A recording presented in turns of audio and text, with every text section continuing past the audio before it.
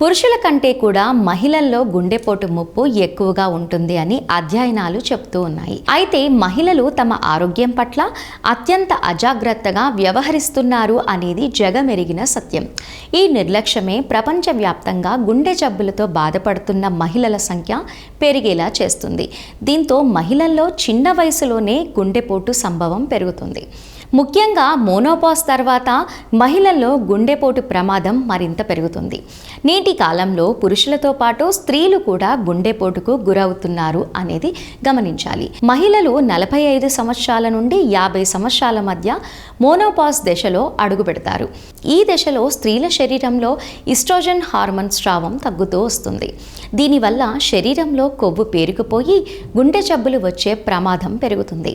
Menopause కాకుండా మహిళల్లో గుండెపోటు ప్రమాదాన్ని పెంచే అనేక ఇతర అంశాలు కూడా ఉన్నాయి. మధుమేహం, అధిక రక్తపోటు, అధిక కొలెస్ట్రాల్, ట్రైగ్లిజరైడ్స్, ఊబకాయం వంటి శారీరక పరిస్థితులు కూడా గుండె జబ్బుల ప్రమాదాన్ని పెంచుతాయి.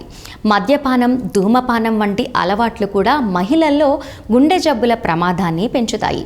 నిజానికి పురుషుల కంటే మహిళల్లో గుండెపోటు లక్షణాలు భిన్నంగా ఉంటాయి. చాలామంది మహిళలు ఇంట్లో బయట అన్ని పనులు చేసుకుంటూ తామొక్కరే ఒంటరిగా నిర్వహించడం వల్ల మహిళలకు తమ ఆరోగ్యంపై శ్రద్ధ పెట్టడానికి తగిన సమయం దొరకదు.